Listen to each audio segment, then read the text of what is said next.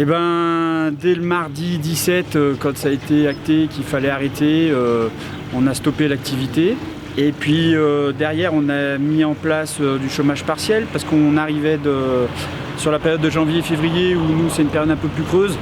Donc les gars n'avaient pas forcément de congés et de RTT.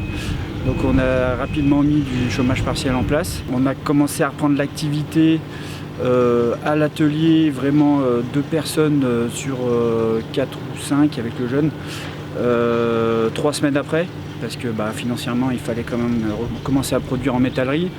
Sur la partie automatisme, on a complètement stoppé comme on intervient beaucoup chez les gens.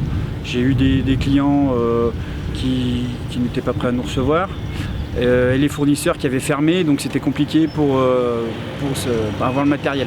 J'ai décidé de reprendre à partir de début avril avec mes salariés qui étaient volontaires pour le faire. Bon, tous mes salariés étaient volontaires, ça s'est fait progressivement en fonction de leur disponibilité personnelle, on va dire.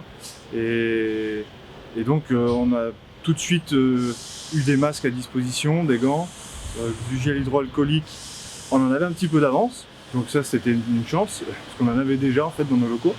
Et on a pu s'en procurer, avoir une nouvelle livraison courant le mois d'avril. Donc financièrement ça continue un peu les complications parce que nous quand on ne pose pas on facture pas.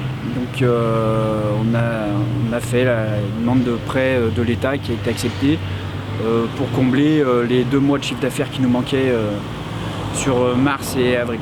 Sur le mois de mars, les 15 jours du mois de mars, on a une perte de 90%. On a une particularité, c'est que l'on produit nos ouvrages souvent sur la première partie du mois pour ensuite faire de l'installation chez les clients sur la deuxième partie du mois.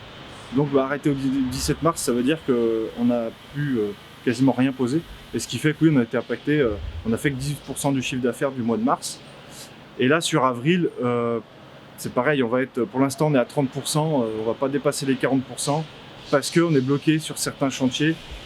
Comme je disais avant, sur des chantiers on ne peut pas aller en intérieur, ou des chantiers sur lesquels on est bloqué par l'approvisionnement de matériaux que l'on n'a pas, ou même d'autres corps d'État qui sont bloqués et qui nous bloquent nous. Parce que c'est un peu la chaîne, disons, dans le bâtiment où on a la coordination de différents métiers qui peuvent nous bloquer si d'autres métiers sont bloqués.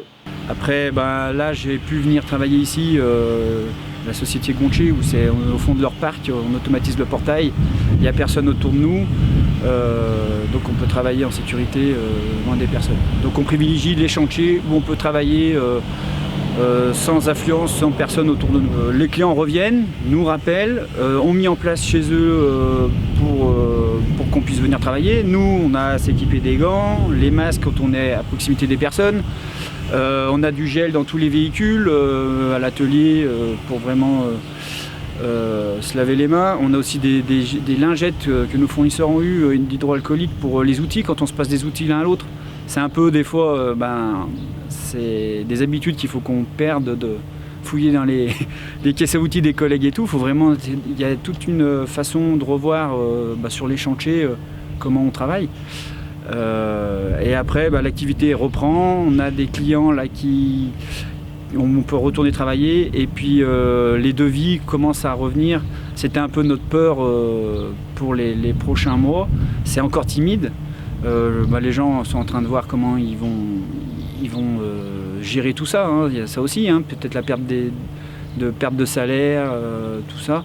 Donc on est en train de reprendre tout doucement. On compte sur nos clients pour refaire appel à nous pour des chiffrages et relancer la production.